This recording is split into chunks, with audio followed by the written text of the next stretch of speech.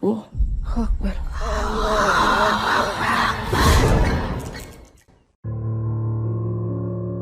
Assalamualaikum warahmatullahi wabarakatuh. Selamat datang kembali di channel cerita horor Bendy Story. Suara Anten samar-samar terdengar dari kejauhan. Hujan gerimis tak menghalangi Sumi untuk mencari Seruni yang sejak tadi pagi belum juga pulang.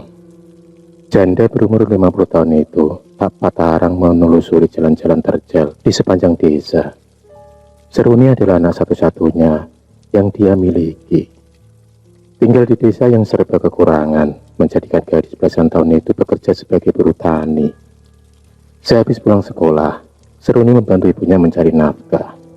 Kehidupan yang keras menjadikannya tumbuh menjadi anak yang mandiri sejak kecil. Sumi tak hentinya meneteskan air mata. Setiap langkah, dia terus meminta keselamatan pada Sang Pencipta. Malam pun semakin larut. Hujan juga semakin deras. Sumi berjalan dengan gontai. Tubuhnya merasakan gemetaran lantaran sejak siang. Sumi belum makan sama sekali. Tepat pada jam 10 malam, dia memutuskan untuk pulang. Tanya capek, Sumi juga harus mempersiapkan jawaban yang tepat untuk Mainah, ibu kandungnya yang sudah tua renta dan mengalami sakit parah. Keseharian Mainah hanya bisa berbaring, makan minum juga harus disuapin. Sesampainya di rumah, wajah keriput Mainah menyambutnya di atas dipan yang terbuat dari bambu. Mereka berdua pun saling berpelukan. Air mata kesedihan terus saja mengalir di pipi. Seolah tahu akan jawaban Sumi, Mainah ingin berangkat dari tempat tidurnya. Ingin rasanya dia mencari cucu kesayangannya itu. Tapi sayang, Mainah tak muda lagi. Kakinya tak kuat menopang tubuhnya yang kurus. Fajar pun menyingsing. Setelah sholat subuh, Sumi bergegas menuju rumah Pak RT yang tak jauh dari rumahnya. Dia kemudian melaporkan atas kehilangan Seruni. Laporan itu pun membuat kaget para warga, lantaran Seruni dinilai anak yang baik, rajin, dan sopan. Bahkan sifatnya yang alim itu membuat para juragan tanah banyak yang sayang padanya. Meski dibantu para warga, tapi dalam waktu 1 kali 24 jam, Seruni juga belum bisa ditemukan. Isak Sumi dalam gelisahnya. Buliran-buliran air mata itu tak berhenti membasahi pipinya. Kini dia pasrahkan semuanya pada Sang Khalik. 3 hari sudah, keberadaan Seruni belum diketahui.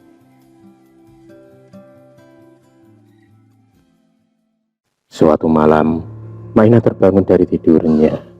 Dia membangunkan Sumi yang juga terlelap. Matanya terlihat sembam, memikirkan anaknya yang belum pulang. Mainah pun menceritakan kalau dia bermimpi buruk. Mainah melihat Seruni memakai baju pengantin berwarna putih. Di dalam mimpinya, Seruni tampak terlihat pucat dan sedih. Dia melambaikan tangan menuju cahaya yang amat terang. Tanya Mainah pada Sumi yang berusaha membuat hatinya tenang. Tibalah pada hari keempat. Kesehatan Mainah semakin memburuk gara-gara memikirkan Seruni. Sumi tak lagi memegang uang, lantaran beberapa hari ini dia memang tidak bekerja. Waktunya habis untuk mencari anak satu-satunya yang hilang itu. Hingga dia pun berniat untuk pergi ke rumah Bik Jum, hati perempuan Mainah yang tinggal di desa sebelah. Bagaikan langit dan bumi, Bik Jum memiliki rumah yang lumayan mentereng dari warga lainnya. Bahkan Bik Jum juga memiliki tanah yang luas. Sumi berniat meminta tolong kepada Bik Jum untuk meminjam uang guna pengobatan Mainah. Dengan penuh gemetaran, dia pun mengetuk pintu tersebut. 2 kali ketukan itu terdengar.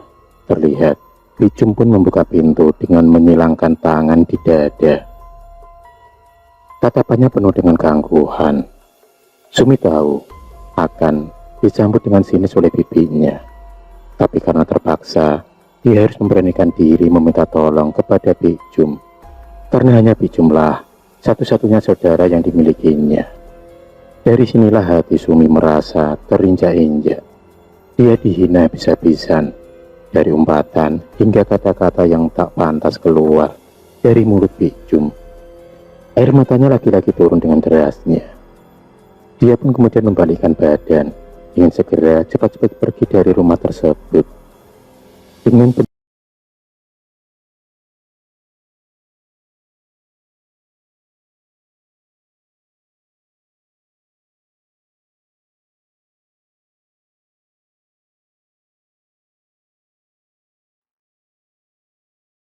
kata-kata itu terlontar dari mulut Sumi begitu saja. Dia sangat emosi lantaran harga dirinya yang selalu diinjak-injak hanya karena dia terlahir dari orang miskin. Seketika itu Picum bungkam. Dia tak bisa berkata-kata lagi. Wanita bertubuh kembali itu tak menyangka Sumi berani mengungkit waktu berpuluh-puluh tahun yang lalu. Mendengar kegaduhan tersebut, datanglah anak laki-laki Picum. Dialah Samsul. Dan tentu saja dia membela ibunya dan segera mengusir Sumi. 1 minggu sudah, Seruni hilang bagai ditelan bumi. Keadaan semakin dibuat parah setelah Mainah meninggal. Hati Sumi benar-benar hancur. Dan setelah sepeninggalnya Mainah, datanglah Hartati, teman satu kelas Seruni. Hartati memberitakan kalau diam-diam Samsul dan Seruni menjalin kasih. Samsul sering menjemput Seruni sekolah dan mengajak pergi keluar saat jam mata pelajaran. Lewat cerita dari Hartati itulah Seruni terlihat pergi bersama Samsul untuk yang terakhir kalinya. Dari situlah teka-teki hilangnya Seruni mulai terungkap. Setelah melaporkan semuanya kepada pihak yang berwajib dan hasil dari olah TKP, baru diketahui kalau Seruni telah hamil 2 bulan. Dan saat meminta pertanggungjawaban pada Samsul, Samsul pun kalut. Dia bingung harus bagaimana. Oleh sebab itulah, Samsul kemudian mengambil sebuah kayu besar untuk digunakan memukul kepala Seruni hingga tak sadarkan diri. Tak hanya itu, Seruni disiksa sampai nyawanya melayang. Dan untuk menghilangkan jejak, Samsul kemudian mengubur Seruni di pinggir hutan batas desa. Alat untuk menggali tanah dan membunuh Seruni dibuang di sungai lepas hingga tak ada jejak yang terlihat. Atas kasus yang menimpanya itu, Samsul pun terjerat undang-undang pembunuhan dan harus dihukum dengan waktu yang cukup lama. Mengetahui akan anaknya yang dipenjarakan Sumi, Picum bukannya meminta maaf, tapi malah menyalahkan almarhum anaknya yang tak bisa menjaga harga diri.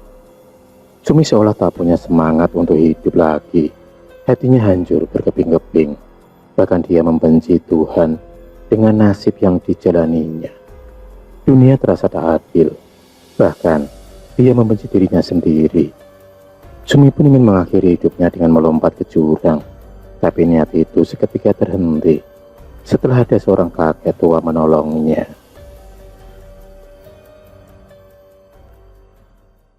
Kakek tua yang dikenal dengan nama Mbah Sukmo itu seolah tahu akan masalah yang dialami Sumi.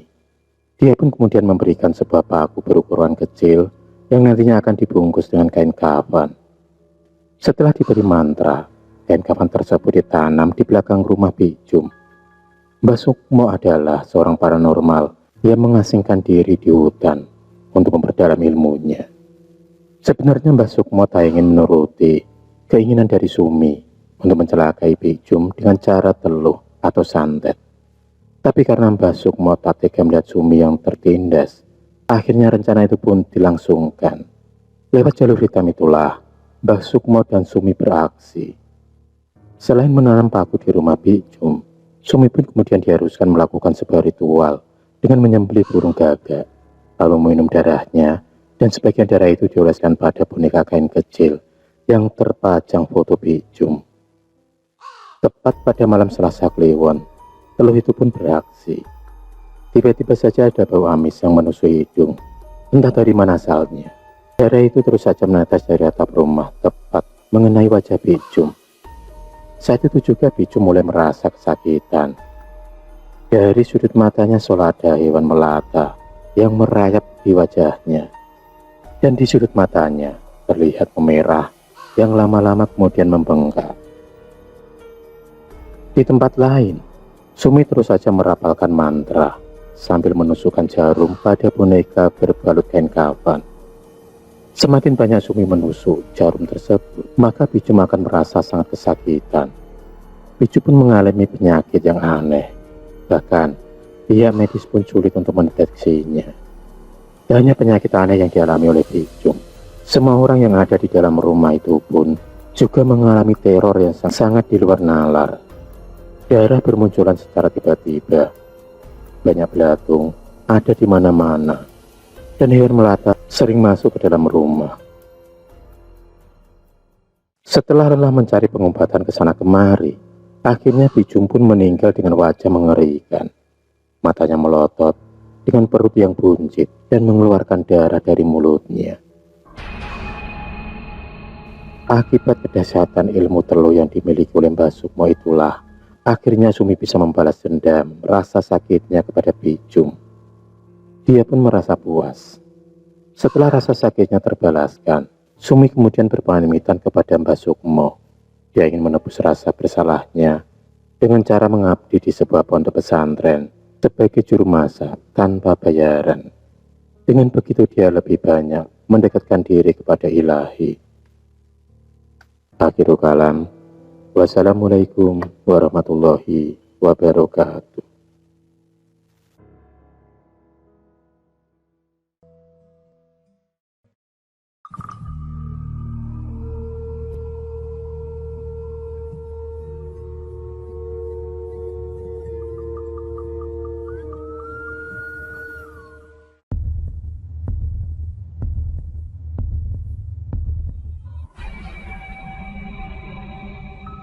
Terima kasih sudah menonton video cerita bergambar ini.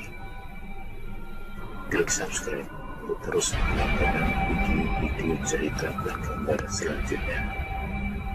Semangat berkarya.